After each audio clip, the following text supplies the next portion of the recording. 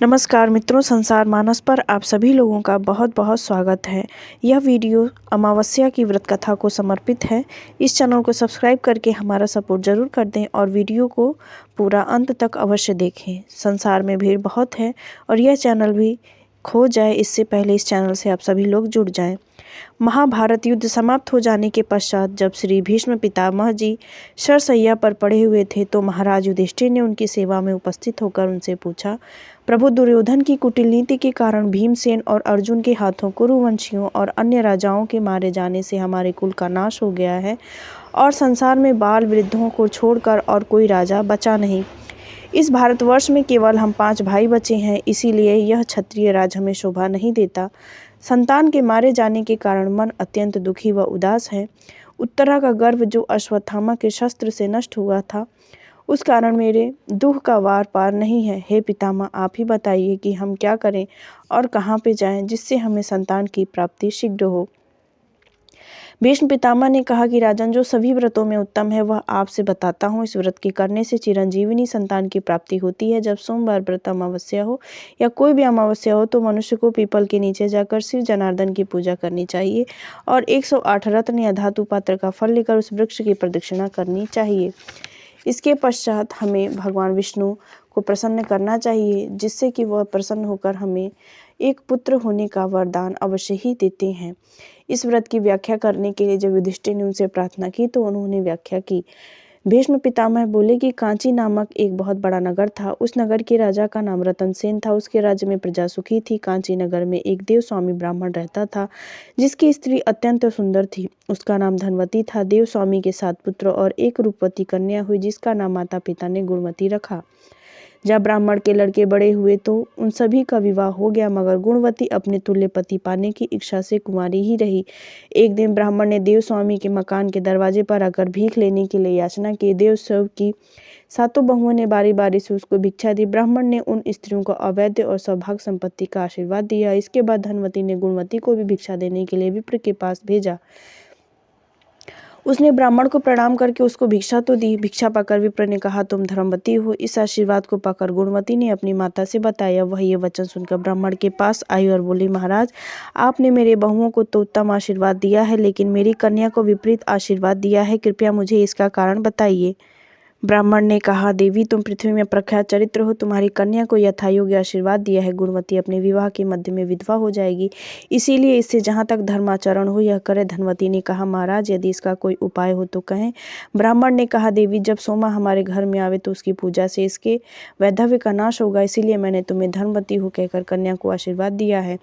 धनवती ब्राह्मण की यह बात सुनकर चिंतित हो गई। उसको बार बार प्रणाम करके बोली, महाराज जी, सोमा के आने से वैधव्य का नाश होता है। वह कौन है?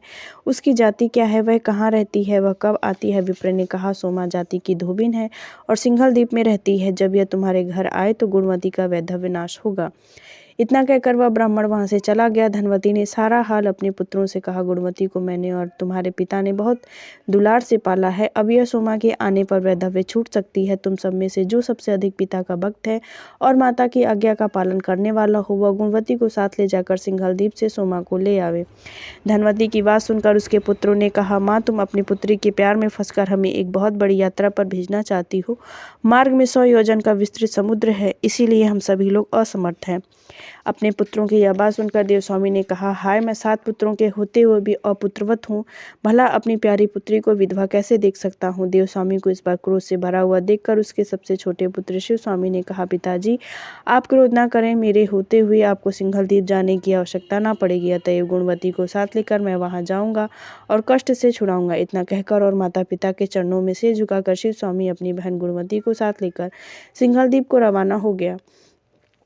कुछ दिन चलने के पश्चात वे बहन भाई समुद्र के तट पर पहुंचे और वहीं पर उन्होंने एक बरगद का बहुत बड़ा वृक्ष देखा। खोड़हर में एक गिद्ध अपने परिवार के साथ रहता था। शिवस्वामी और गुणवती दोनों एक दिन के लिए उसी पेड़ के नीचे ठहरे। गिद्ध ने अपने बच्चों को लाकर जब भोजन दिया तो उन्होंने नहीं खाया। इस पर गिद्ध अपने बच्चों से पूछा कि बच्चों, क्या बात है, जब तुम भूखे होते भी भोजन नहीं करते हो? मैं तो तुम्हारे खाने के लिए बहुत बढ़िया भोजन लाया हूँ। यह सुनकर गिद्ध के बच्चों ने कहा, पिताजी, इस वृक्ष के नीचे तो मनुष्य आकर ठहरे हैं, उनको भोजन कराए बिना हम कैसे भोजन ग्रहण कर सकते हैं? बच्चों के मुँह से ऐसी बात सुन गिद्ध ने शिवस्वामी और गुणवती के पास जाकर कहा, भाई, तुम लोगों का जो काम है बन जाए, अतः अब तुम लोग भोजन कर लो। गिद्ध की बात सुनकर उन दोनों भाई बहनों ने भोजन किया।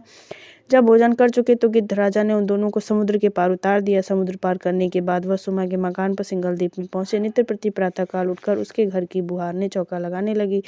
इस प्रकार वह 1 वर्ष तक करती रही। एक दिन सुमा ने अपने पुत्रों से पूछा, यह प्रातः काल कौन हमारे घर चौका लगा के जाता है? सुमा के पुत्रों ने उत्तर दिया, हमें तो मालूम नहीं। अपने पुत्रों का यह उत्तर सुनकर एक दिन सुमा रात्रि को कोने में छिपकर बैठ गई और प्रातःकाल शिव स्वामी और गुणवती को आंगन लिपते हुए देखा। इस पर उसने पूछा, तुम दोनों कौन हो? शिव स्वामी ने कहा, हम दोनों ब्राह्मण हैं। इस पर सुमा ने कहा, तुम्हारे ब्राह्मण होकर मेरे घर का चौका लगाने से तो मैं नष्ट हुई।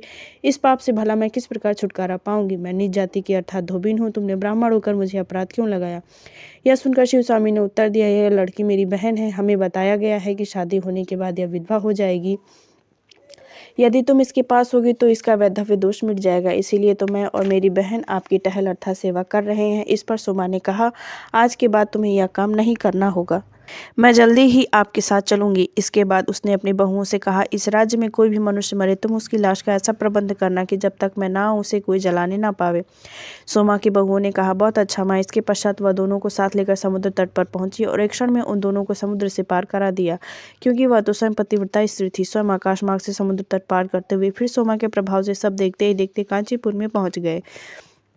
धनवती बड़ी श्रद्धा के साथ सोमा का स्वागत करने लगी। इसके बाद शिव स्वामी अपनी बहन के सदृश वर लाने को उज्जैन नगरी में गया और वहां से देव शर्मा ब्राह्मण के पुत्र रुद्र शर्मा को लेकर आया। उसके साथ गुणवती का विवाह सोमा ने करवाया। शुभ लग्न और शुभ नक्षत्र में देव स्वामी ने रुद्र शर्मा को अपनी कन्या का दान दे दिया। देव स्वामी का मकान वेद मंत्रों की ध्वनि से गूंज उठा। लेकिन जब भामार पड़ रही थी तो रुद्र शर्मा मर गया। उसको मरा देखकर उसके रिश्तेदार सबके सब उच्च स्वर में रोने लगे, लेकिन सोमा चुपचाप बैठी रही और उसने अपने व्रत का सारा फल धनवती को दे दिया। मृत्यु विनाशक का फल देने से रुद्र शर्मा जीवित होकर उठकर एकदम बैठ गया, जैसे कि सोते से उठा हो। इस तरह विवाह समाप्त होने के पश्चात गुणवती अपने पति के साथ उज्जैन नगरी को चली गई और शोभा भी अपने व्रत का फल देने के बाद हंसी खुशी सिंगलद्वीप पहुंच गई। अब उधर की कथा सुने। सोमा के सब पुत्र मर गए, उसका पति और दामाद भी मर गया। मार्ग में आते हुए सोमा के मरे बहुओं को जिलाने वाली सोमवार युक्त अमावस्या की तिथि पड़ी। रास्ते में रुई की गठरी सिर पर रखे हुए एक बुढ़िया को देखा जो कि रोती हुई चली जा रही थी। बुढ़िया ने उससे कहा, पुत्री, मेरे सिर पर रखे हुए भार को तू उतार दे, फिर मैं तेरे साथ चलूंगी। सोमा ने उत्तर दिया, माई, आज सोमवती अमावस्या है। आज के दिन मूल तेल रुई को मैं स्पर्श नहीं करती। जब सोमा तनिक और आगे बढ़ी तो उसे नदी के तट पर एक पीपल का वृक्ष दिखाई दिया। उस वृक्ष के नीचे बैठकर उसने भगवान विष्णु की पूजा करके कंकड़ियां लेकर उस पेड़ की 108 प्रदक्षिणाएं की। श्री भीष्म पितामह के महाराज युधिष्ठिर ने कहा, राजन, जब सोमा ने 108 प्रदक्षिणाएं की तो उसका पति, दामाद, पुत्र सब जीवित हो गए। मस्त सिंगलद्वीप लक्ष्मी से परिपूर्ण हो गया और उसके घर में तो विशेषकर आनंद ही हो गया। जब वह घर पहुंची तो अपने पति, पुत्रों तथा जमाता को जीवित देखकर अत्यंत प्रसन्न हुई। उसकी बहुओं ने उसको नतमस्तक होकर प्रणाम कर उससे पूछा, माँ जी, आपके जाने के बाद आपके पति, जमाता और पुत्र सब मर गए थे, वह भला आप किस प्रकार जी उठे हैं? सोमा ने कहा, मैंने अपने व्रत का फल गुणवती को दे दिया था, उसी के कारण मेरे पुत्र, पति और जमाता सब मर गए थे। अब जबकि मैं कांचीपुर से वापस लौट रही थी तो मार्ग में सोमवती अमावस्या का शुभ दिन आ पहुंचा। मैंने पीपल के वृक्ष की पूजा करके और कंकड़ियां हाथ में लेकर 108 प्रदक्षिणाएं की।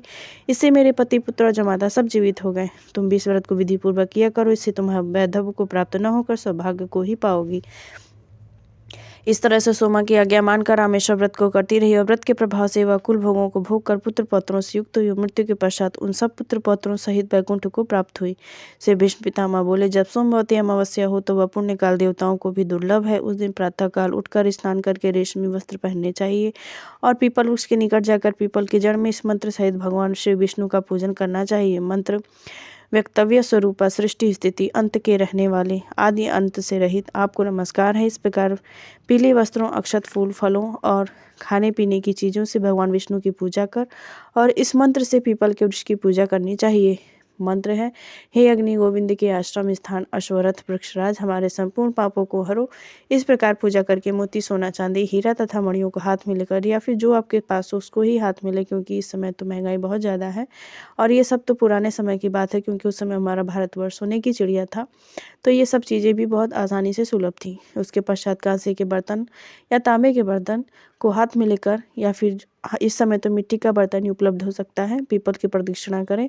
जब तक 108 फेरियां पूर्ण ना हो तब तक प्रदक्षिणा करनी चाहिए। इसके बाद सब चीज़ों को ब्राह्मण को दे दें, फिर घर की स्त्रियों सहित सात्विक भोजन करें। हे राजन, इस विधि अनुसार तुम द्रौपदी, सुभद्रा, उत्तरा से व्रत करवाओ, इसी से उत्तरा का गर्भ जीवित होगा। विष्णु के इस व्रत को सुनने से स्त्री को पति तथा पुत्र और धन की प्राप्ति होती है।